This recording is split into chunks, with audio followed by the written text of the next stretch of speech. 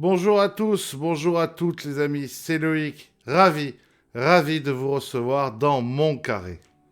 En effet, grâce à vous, et seulement grâce à vous, on vient de réussir à atteindre les 10 000 abonnés, chiffre symbolique, chiffre rare.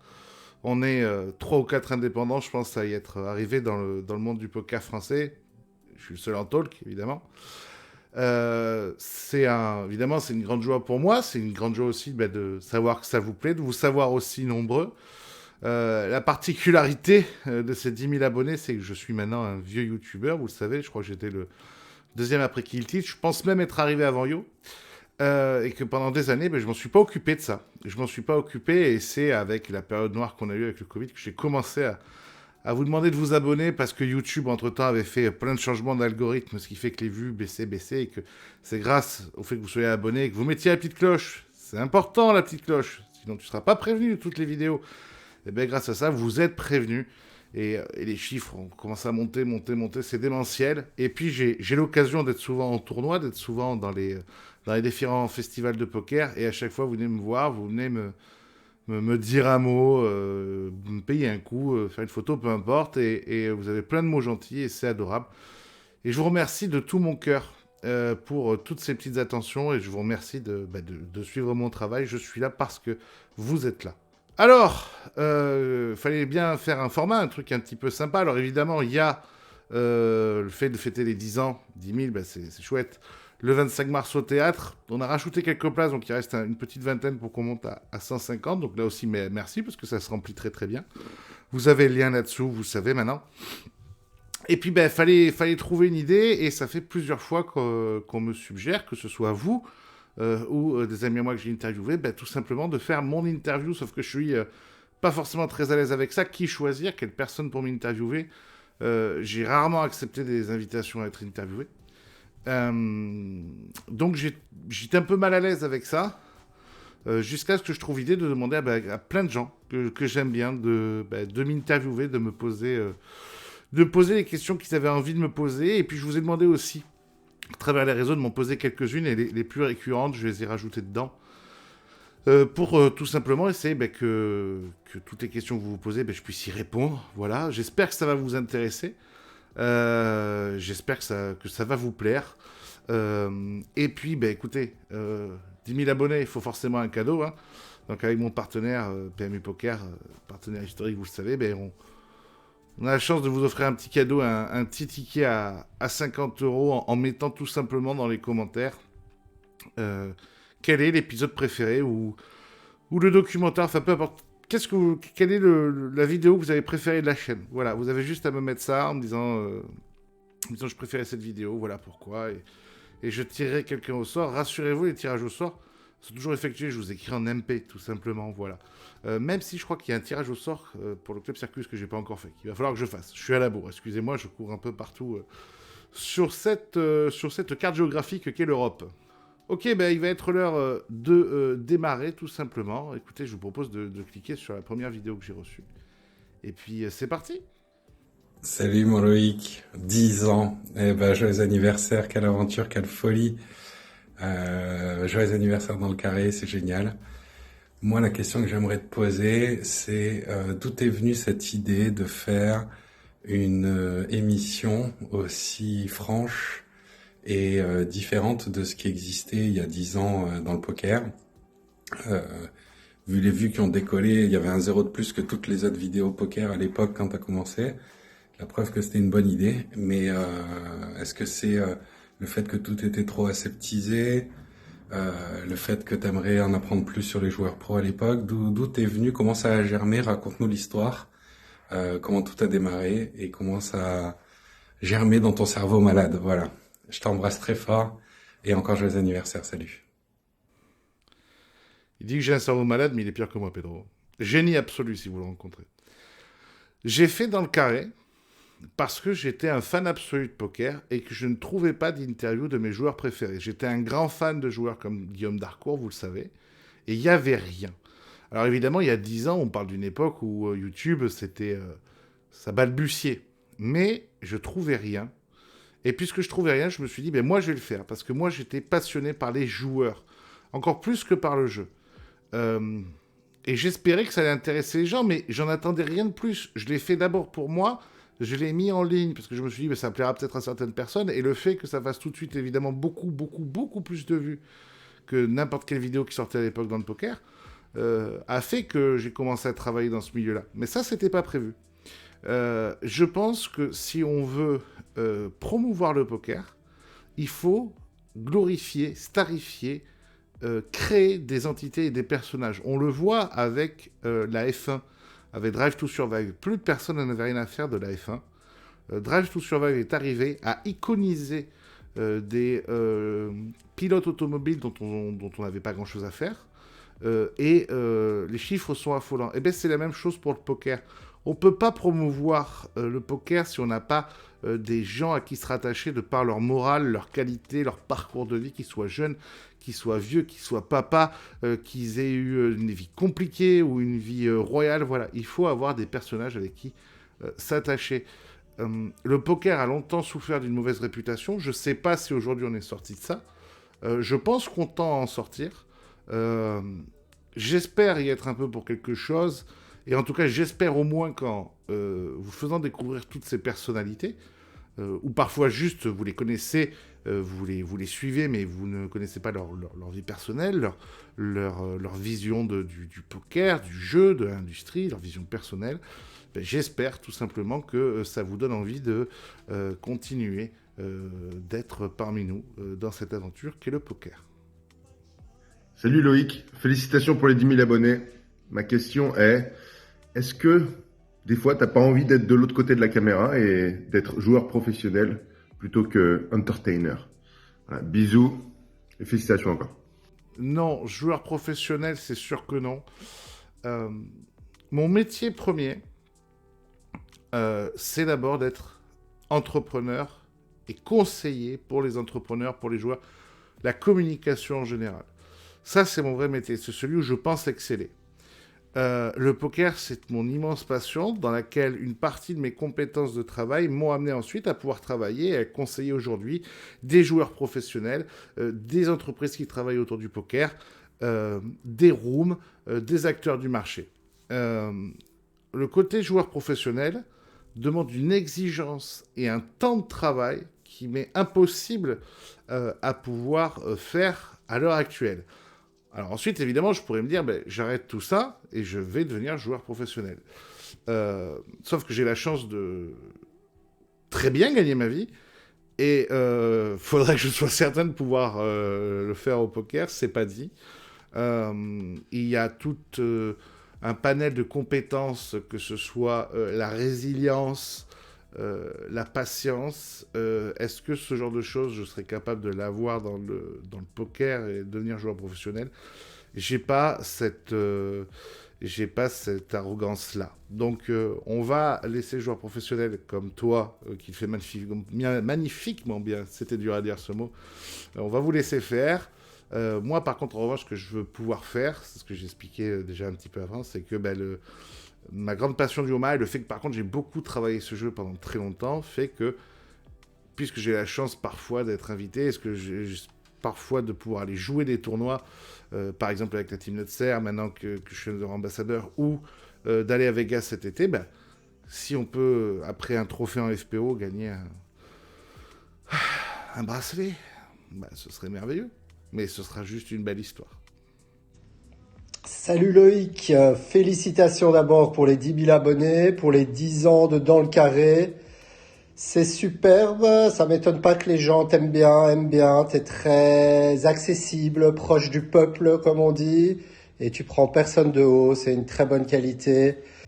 La question que j'ai à te poser, c'est... Tu m'avais posé cette question et comme c'est les 10 ans, je me dis que c'est une bonne idée de te reposer la question. Tu penses que le poker deviendra quoi dans 10 ans? Allez, ciao ciao, comme on m'a dit, allez, salut! Merci mon Davidi déjà pour ces super mots qui me vont droit au cœur. Qu'est-ce que le poker peut être dans 10 ans? La question, elle est... Live, je pense qu'on voit très clairement, alors peut-être avec le Covid, les gens sont venus, de nouvelles personnes sont venues jouer Et donc ensuite sont venus vers le live. Là, on voit en ce moment les chiffres du live sont absolument dingues. On vit quand même une crise financière, une récession, clairement. Il y a de l'inflation. Pourtant, il n'y a jamais eu autant de joueurs de poker sur les tournois. Il n'y a qu'à voir le Club Circus à Paris, le FPO en janvier, plus de 1000 joueurs.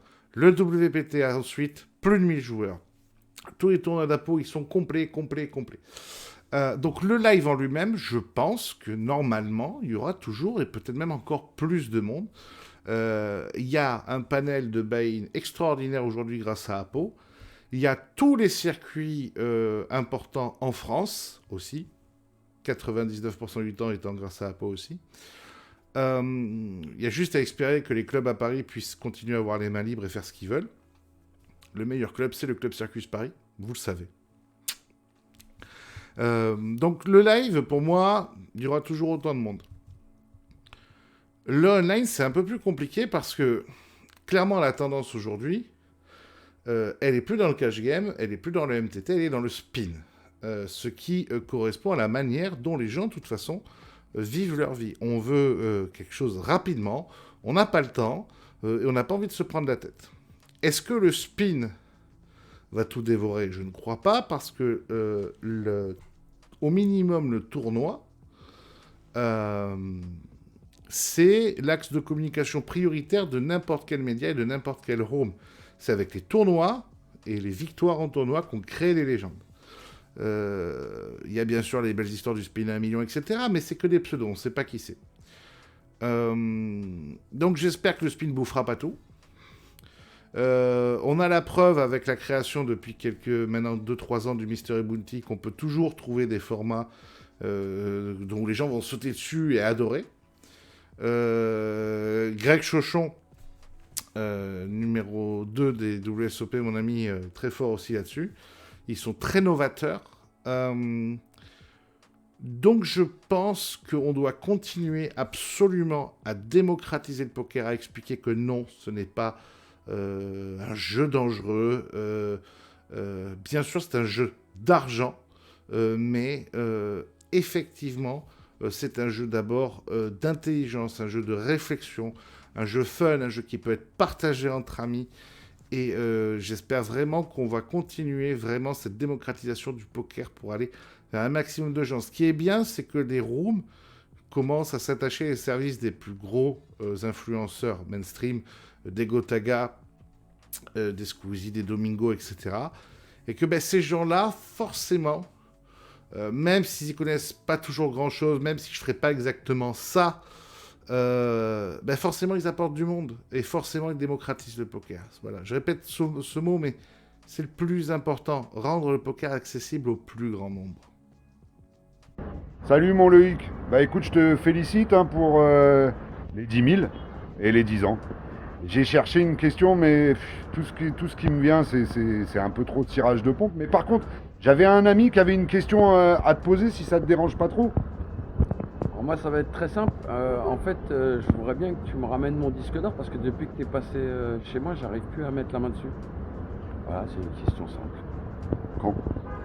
Le plus rapidement Vite. possible. Hein. Vite. Voilà. Merci. Allez, ciao. Salut. Oui, je suis vraiment passé un jour chez Coup de Chaîne pour l'interviewer pendant Boa. Je ne vous dirai pas où. Et il y avait plein de disques au mur. Et pas que des disques d'or, Bruno. Tu avais surtout des disques en diamant, si je me rappelle bien. Et non, je ne te l'ai pas piqué. Je ne m'en serais pas permis, car tu aurais pu me jeter de la terrasse. Mais merci beaucoup pour ce gentil mot. À l'image, vous savez, j'ai toujours dit du bien de Guillaume. J'étais très admiratif du joueur, je suis très admiratif de l'homme. J'aime cet homme, tout simplement. Il le sait. Le charisme, l'intelligence, il n'y en a pas beaucoup qui l'ont, lui il en a. Et pour la petite anecdote, Bruno Coup de Chaîne, donc, que j'ai eu l'occasion de rencontrer plusieurs fois, puisque c'est le meilleur ami à Guillaume, c'est l'un des très très très très très rares que j'ai envie d'interviewer, mais j'ai jamais osé lui demander. Parce que Coup de Chaîne, il est pas forcément accessible, évidemment, de base, parce que il est tout le temps embêté, évidemment. Là, en l'occurrence, j'ai pu le voir dans le privé. Il est adorable, c'est un super gars. Mais ça reste cool chaîne. Et quand vous êtes comme moi un grand amateur de rap et donc forcément d'NTM, ça reste impressionnant. Donc du coup, j'ai jamais osé lui demander, peut-être qu'un jour je le ferai. Ou qu'il me dira non, et qu'il me jettera par-dessus la scène. La Seine-Saint-Denis. Salut Loïc, c'est Charlie. Merci de me permettre de te poser une question. Tu vois le petit truc là-bas derrière, ici, là, c'est le Cervin, en Suisse. Comme ça, tu vois, c'est vraiment une question suisse que je vais te poser. D'Ivoire, tu te rappelles, il y a quelques années en arrière, une dizaine d'années, on s'était vu au BPT à Montreux où je t'avais foncé dessus pour te parler de tes micros, qui étaient vraiment merdiques à l'époque. Je me disais des belles émissions comme ça avec des micros merdiques. Et depuis, que de chemin parcouru, je te félicite, vraiment. Et je pense que toute la communauté de poker française peut te remercier et te féliciter parce que tu as une place très très importante. Alors tu m'as demandé de te poser une question. J'ai hésité, je me suis dit, est-ce que je lui demande Loïc, quand tu auras fini, qu'est-ce que tu veux que les gens pensent de toi? J'ai dit non, ça fait trop dans le carré, je voulais pas ça. Ma question est la suivante, qui n'a rien à voir avec tes films, tes qualités, les choses que tu fais. Tu perfs énormément quand tu joues en PLO. Est-ce que tu veux jouer de plus en plus pour marquer aussi un palmarès important à ce niveau-là? Merci de ta réponse et continue à nous faire rêver avec ce que tu fais. On a beaucoup de plaisir à voir tout ça. Allez, je t'embrasse. Moi aussi, je t'embrasse, mon Charlie. Alors, Charlie, c'est un de ceux, parmi ceux à qui j'ai demandé, que vous connaissez peut-être le moins. Vous le voyez peut-être régulièrement. Il a joué énormément de tournois dans sa vie. Mais surtout, Charlie, c'est quelqu'un de très connu en Suisse. C'est un producteur télé. C'est un animateur télé très connu en Suisse. Et il y a 10 ans, quand je venais à peine de commencer, il est venu me voir en me disant que le micro était pourri, mais que l'émission était de qualité. Il m'a dit, vraiment, je pense que ça va marcher. C'était le premier à me dire ça. C'était le premier à me dire, tu sais, dans le carré, ça va marcher. Ça faisait, je sais pas, 3-4 mois à peine que j'existais. Et il a toujours veillé sur moi. Il m'a toujours donné plein de conseils parce que c'est quelqu'un qui a très bien réussi là-bas. Et donc, je lui fais un bisou. Pour répondre à la question, oui, j'ai de plus en plus envie de jouer en OMA. J'ai financé à l'époque mes études en jouant en OMA, mais en live à une époque où tout le monde pensait que 4 cartes, ça suffisait pour faire une quinte. Après, j'ai beaucoup rejoué l'année dernière. C'est là où j'ai pu choper un titre online sur les Bounty, sur les KO Bounty, et où j'ai pu gagner en live le FPO 300 devant un peu moins de 100 joueurs. Cette année, je vais avoir l'occasion de rejouer beaucoup mars, avril, mai avant Vegas. Mais je pense que ça, j'aurai l'occasion de vous en parler dans une autre question. Donc oui, j'aimerais bien essayer de faire encore plus en OMA. Félicitations Loïc pour les 10 000 abonnés sur YouTube et les 10 ans de ta chaîne. Si tu pouvais revenir en arrière, changerais-tu ta façon d'aborder la chaîne? Est-ce qu'il y a des émissions ou des interviews que tu ferais différemment?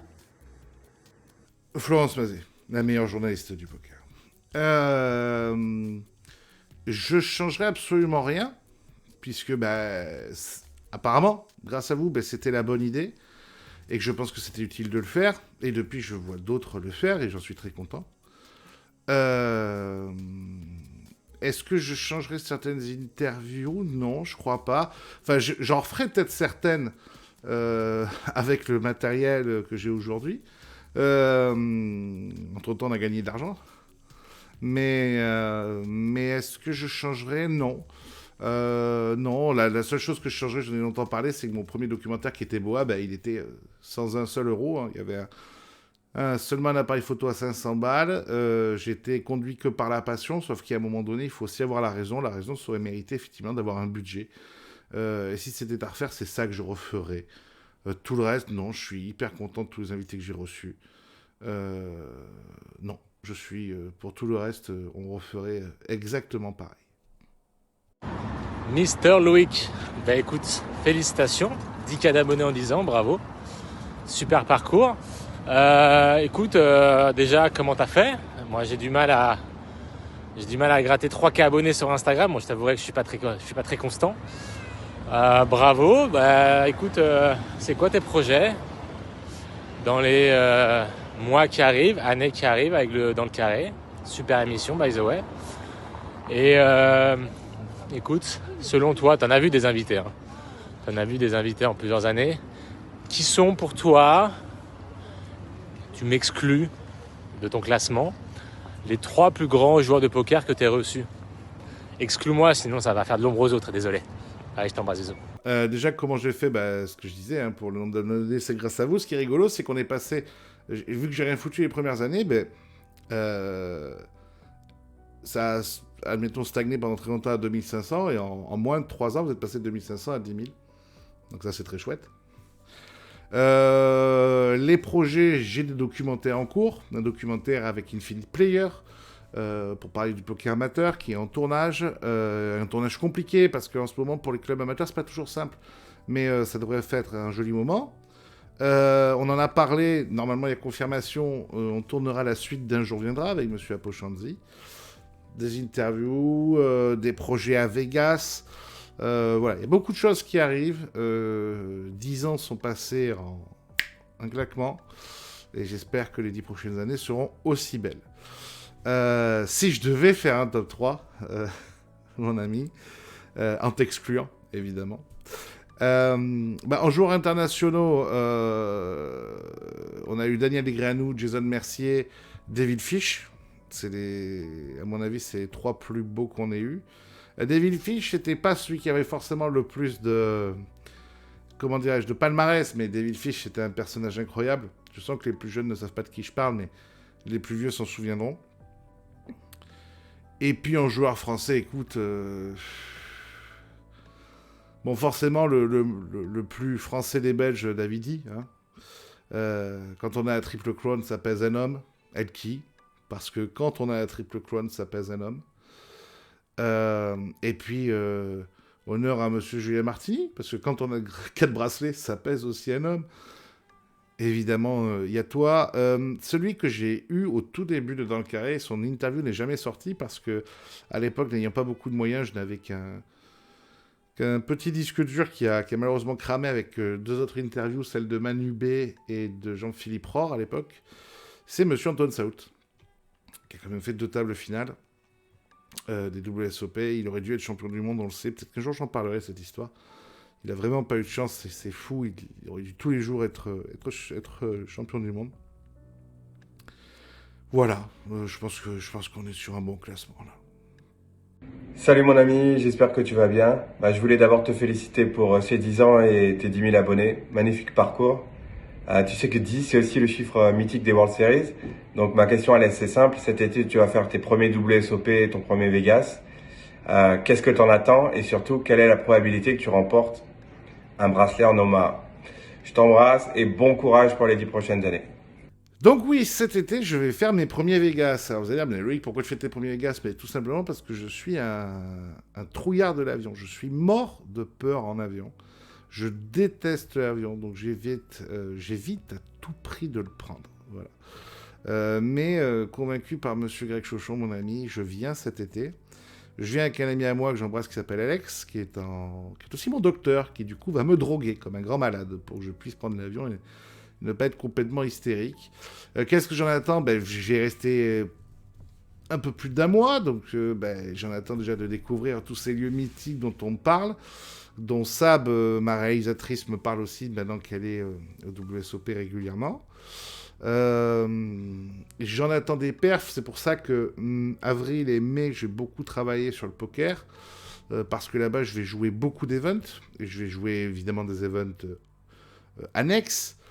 Et puis j'ai joué, normalement j'ai coché à peu près 10 events des WSOP, 90% en Omaha. Je sais pas quoi, je sais pas quoi attendre. J'attends de prendre du plaisir déjà. J'attends de faire de la performance parce que j'ai vendu une partie de mon stacking. Je vais peut-être en vendre d'ailleurs une autre partie. Si ça vous intéresse, vous avez qu'à me le dire d'ailleurs. J'attends de kiffer et j'attends que tout le travail préparatoire que je vais faire avant me permette d'être suffisamment focus pour essayer d'aller faire une perf. Alors c'est quoi une perf? J'en sais rien encore. C'est plus qu'un ITM. C'est trop présomptueux de dire d'en gagner. Quoi que ce soit, un bracelet ou autre chose. Donc, je sais pas. Mais une belle perf, partons sur une table finale. Voilà. Et 20% de chance, 30% de chance d'arriver à ça. 30%, ah, c'est du homard. Allez, 30% de chance, c'est déjà énorme, c'est déjà beaucoup trop prétentieux comme chiffre. Bonjour Monsieur Xens, puisque tel est votre nom. Déjà bravo pour les 10 000 followers, c'est une très belle performance, d'autant que moins de 9 000 ont été achetés, hein, donc c'est vraiment, vraiment pas mal. Je voulais savoir, après une si belle carrière, quelle était ta plus grande déception et quelle est ta plus grande satisfaction? Voilà. Et encore bravo pour les followers. J'en ai pas acheté un. Et tout le monde peut pas dire ça, n'est-ce pas? Ne vous inquiétez pas, je vous vois ceux qui en achètent. Ça se voit. Hein, quand vous passez de 0 à 1000 ou 2000 abonnés, ça se voit, les gars. Et j'en ai pas acheté un. Et j'ai bien cravaché pour les avoir. C'est une autre histoire. Ma plus grande déception, mon ami, c'est les retours mitigés que j'ai eus sur Boa. Parce que j'y avais mis tout mon cœur et que j'étais pas prêt à l'époque à accepter que des inconnus, des haters, faut être clair, viennent juste tout dézinguer. Ça m'a fait beaucoup de peine. Ce qui est bizarre, c'est que j'étais très près. Ma plus grande satisfaction, vous allez comprendre ce que je veux dire, ma plus grande satisfaction, à l'inverse, c'est le succès énorme d'Un jour viendra. Et toutes les critiques presse qui étaient dithyrambiques, etc. Et j'étais tellement préparé à affronter les haters d'Un jour viendra que j'étais hyper étonné de l'accueil. Voilà, donc ma plus grande déception, c'était cet accueil-là, parce que j'avais vraiment mis beaucoup d'amour. On avait fait l'avant-première top, et il y avait eu trop de haters. Pas ceux qui n'aimaient pas, hein, comprenez-moi bien ce que je veux dire, ceux qui n'aiment pas telle vidéo, tel documentaire, et qui me disent, écoute, j'aime pas celui-là, je préférais l'autre, celui-là est trop sombre ou trop joyeux, peu importe. Ça, c'est toutes vos critiques, elles m'intéressent énormément.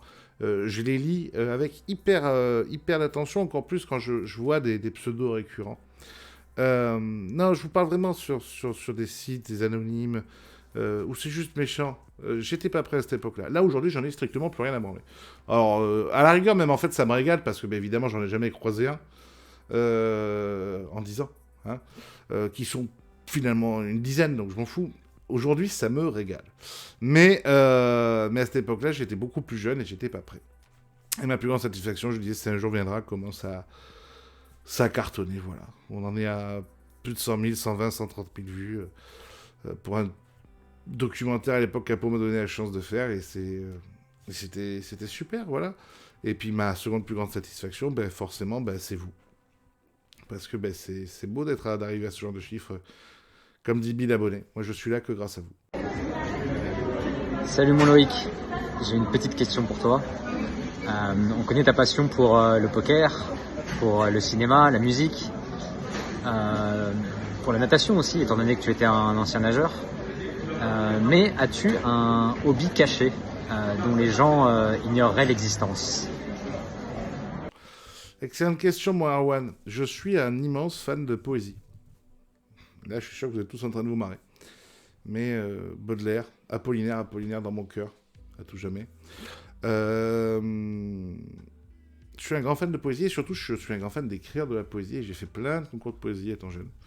J'en ai parfois gagné sur quelques sites qui existent peut-être encore, d'ailleurs, aujourd'hui. Et c'est pour ça qu'après, quand je faisais la musique, c'est moi qui écrivais les textes de tous mes groupes de musique. Voilà. Derrière mon physique, je dirais, opulent, se cache un petit cœur sensible. Salut Loïc, tout d'abord félicitations pour tes 10 000 abonnés. Ma question sera, quel type de personne tu n'inviterais pas dans ton émission et pourquoi? Bisous. Alors, évidemment, je n'inviterai pas les gens qui ont triché, sauf s'ils veulent en parler, s'ils veulent faire amende honorable. Là, ma porte sera toujours ouverte, mon émission sera toujours ouverte. J'accueillerai pas les gens qui se servent des dramas pour essayer de se construire une carrière. Certains le savent, il y a 2 ans, je me suis attrapé avec l'un d'entre eux, bon, qui aujourd'hui n'est plus là, donc on s'en fout. Le poker souffre déjà tout seul d'une image fantasmagorée par des tonnes de gens. Il y a de la triche, il y a les flingues sous la table, c'est addictif, tu vas perdre ta maison.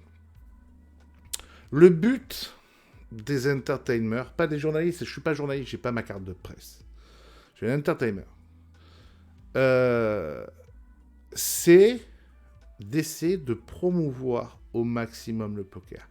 Ça veut pas dire que quand il y a un problème, il faut le mettre sous la table. Une affaire comme celle d'Ivan, il y a plusieurs mois, quand il a fallu en parler, on en a parlé avec des gens compétents. Mais quand c'est essayer de faire du drama pour faire du drama, c'est insupportable. Ça veut dire que les gens, pour faire une image très simple, sont en train de brûler la propre maison qu'ils essayent de construire. C'est d'une débilité sans nom. Voilà. Tout comme, ça m'a très souvent énervé, tous ces gens qui font du React me gonflent à un point. Ils sont incapables de produire du contenu, donc ils vont chercher celui des autres. C'est d'une fainéantise intellectuelle et d'une incapacité neuronale phénoménale. Attention, voilà. Quand un Chance 44, quand un Juanito, un Blanco, que sais-je, sont en train de faire des reviews dans la tête d'un pro, ou même d'interviews que moi j'ai pu donner avec n'importe quel acteur, évidemment, c'est pertinent et c'est intéressant. Ces gens-là sont des bons joueurs, certains sont des grands joueurs, certains sont des très très grands joueurs, il n'y a pas de problème là-dessus. Ils auront toutes les capacités techniques de vous donner leur ressenti, leur débat, et ça c'est génial, ça j'adore. Tout le côté industriel, ces gens-là étant des joueurs, ils ne peuvent pas vous le donner. Le seul, entre guillemets, qui peut vous donner le côté industriel, c'est moi, parce que c'est moi qui travaille avec l'industrie. Voilà. Tout le reste, personne ne sait comment fonctionne l'industrie. Ceux qui vous diront, non, mais moi, l'industrie, non. Aucun d'entre eux ne connaît cette industrie. Je vous rassure, je vous le dis direct. Donc voilà, ça pour moi, ça ne viendra jamais chez moi et ça restera dans les oubliés. Tout ça mérite de rester oublié. Salut Loïc, c'est Pierre, 10 ans dans le carré. Ça se fête et tu as une longue carrière maintenant dans le poker. Et moi, je voulais savoir quel était ton plus grand souvenir de poker télévisé. Le mien, par exemple, c'est la première table finale d'Antoine Saoud sur le main event qui était absolument incroyable. Voilà, quel est le tien? Et je t'embrasse fort.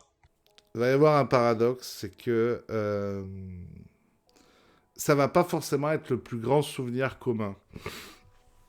Il y a plein de fois où il y a des choses qui m'ont marqué. Évidemment, il y a tout ce qu'on regardait à l'époque sur Lucky Jack aussi, etc. Mais moi, mon plus grand souvenir, désolé, ça va être très personnel, mais c'est mon interview, c'est forcément la victoire d'Olux chez Netser l'année dernière. Pourquoi? Parce que mes équipes sont en train de tourner et que je sais que c'est incroyable. Je suis en train de tourner pour un documentaire et Olux devient champion du monde. C'est-à-dire, je peux pas rêver mieux. Il me fait même pas une TF, il me fait une victoire. Et je vous avoue que moi qui ai énormément de travail, j'ai pas dormi de la nuit pour suivre ça, voilà. Et j'avais mes équipes en direct et c'était incroyable. Voilà, donc forcément, ça reste mon plus grand souvenir. J'ai un très très grand souvenir online aussi, mais qu'on suivait en direct. C'est quand mon ami Adrien Guillon a gagné 2 Million Week, je crois. Voilà, et on était dans la même ville, on était au même festival de poker, on s'est retrouvés après 3h du matin pour faire une fête incroyable avec monsieur Steve Dolon à base de poulet maillot et de coca parce que tout était fermé. Mais ça, c'est un très beau souvenir parce que vous voyez un frère gagner un très très beau tournoi. Voilà. Salut Loïc, c'est Chance. Félicitations pour tes 10 000 abonnés, c'est pas rien, bravo pour tout ce travail. La question que j'ai envie de te poser, c'est quel est l'invité que tu n'as pas encore reçu dans tous tes talks, interviews ou débats que tu aimerais avoir et pourquoi du coup? Voilà. En tout cas, bravo et à très vite. Bisous. Coup de chaîne, évidemment. J'aimerais bien avoir Patrick Bruel une fois aussi. J'aimerais bien avoir Patrick Bruel. Le paradoxe, c'est qu'on a fait des émissions ensemble, dont un club poker radio, où j'ai découvert ce que c'était vraiment la Bruelle Mania. Des femmes qui apparaissent partout. Je savais pas comment.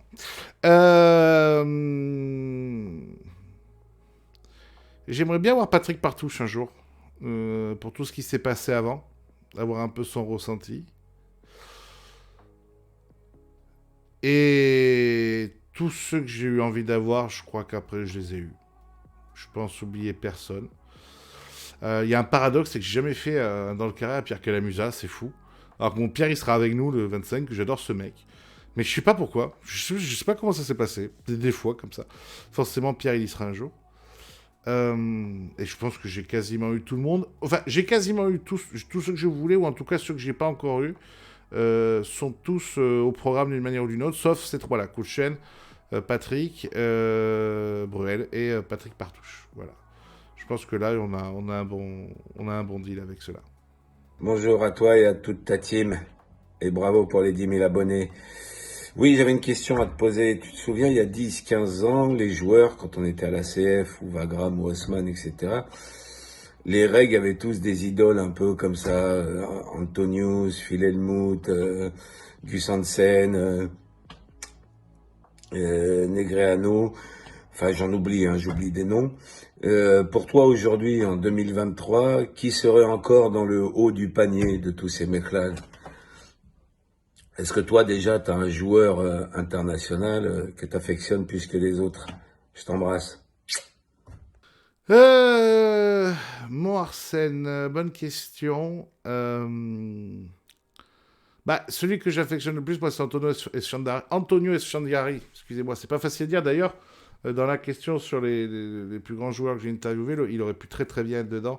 Moi, je l'ai interviewé juste après qu'il y ait une One Drop. C'est une histoire incroyable. J'étais avec lui, Phil Lac. Vous pouvez la retrouver, je crois, l'interview sur... Je suis quasiment certain que vous pouvez la retrouver dans les toutes premières. Moment incroyable. Ils étaient déchirés, on s'est beaucoup marré. Et j'aimais beaucoup le personnage. Mais moi, j'étais plus proche à l'international de gens comme David Fish. Moi, j'aime bien les gens un peu dark. C'est pour ça que j'aime bien aussi Guillaume Darcourt. Aujourd'hui, à l'international, qui c'est qui resterait? Je pense que Daniel Negreanu, ça reste the best. Voilà. C'est-à-dire qu'il a traversé toutes les générations. Il est peut-être beaucoup moins gagnant qu'avant, mais en attendant, ça reste la star. Et puis, Phil Hellmuth, quoi qu'on en dise, de temps en temps, il continue à nous gagner un bracelet. Voilà. Donc, dans les anciennes stars qui sont restées, ces deux-là, ils sont encore bien là. Sheila Ivy, on le voit moins. J'ai eu la chance de discuter avec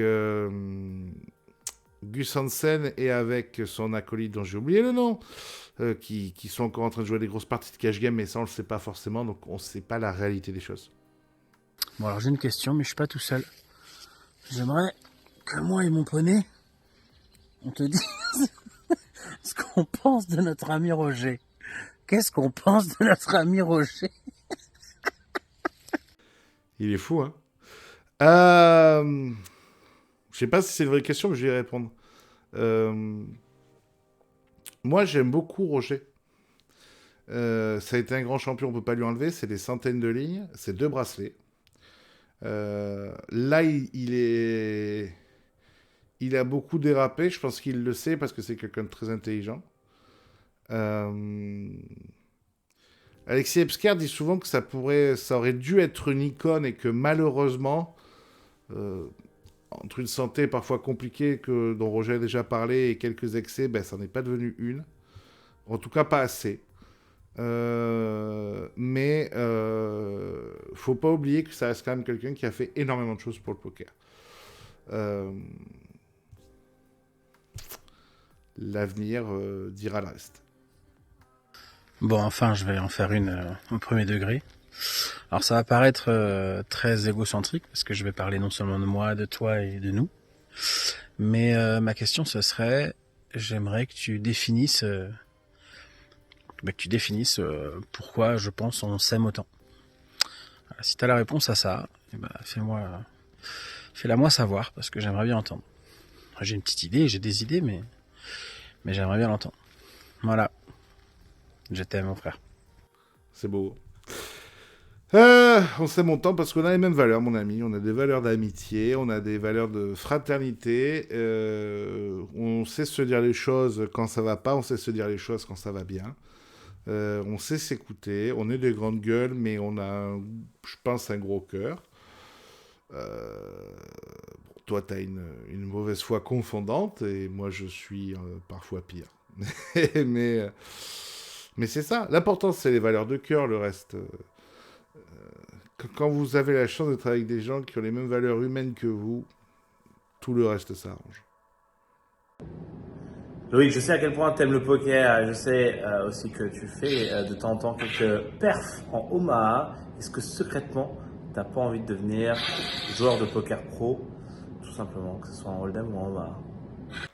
Ah, mon Youm, on m'a déjà posé cette question avec Clément. Et comme je disais, non, j'ai secrètement envie de gagner un bracelet. Ça, c'est vrai. Joueur pro, non, j'ai pas vos niveaux, j'ai pas votre niveau, les gars. J'ai 35 ans, je suis un vieux daron maintenant. Mais oui, secrètement, je veux gagner un bracelet cet été. Bon, maintenant qu'on a fait ça, on va finir par quelques questions que vous m'avez posées et que j'ai notées. Donc à partir de maintenant, je prends vos questions, YouTube, Instagram, Twitter, etc. Première question, félicitations pour ton boulot, le poker est une passion pour moi, mais c'est d'abord un divertissement. Est-ce qu'il te semble possible que cela puisse apporter quelque chose de plus? Oui, le poker, ça apporte de la sociabilité, ça apporte pour certains un esprit de compétition, ça apporte pour beaucoup un esprit de réflexion. Le poker, c'est multiple. C'est d'abord un divertissement, je suis d'accord avec toi, évidemment. Mais ça peut développer plein de qualités. Je dirais pas que le poker est un sport, je n'arrive pas à avoir d'avis là-dessus, parce que quand je vois qu'on dit que les échecs sont un sport, c'est compliqué. Si les échecs sont un sport, le poker l'est aussi, au moins un sport mental. Mais c'est pas un sport physique, hein. Je joue beaucoup au poker, et j'étais avant nageur de haut niveau. Bon, physiquement, je vous jure que nageur de haut niveau, ça fait plus maigrir que le poker. Ça se voit. Mais voilà, ça t'apporte plein de qualités, l'abnégation.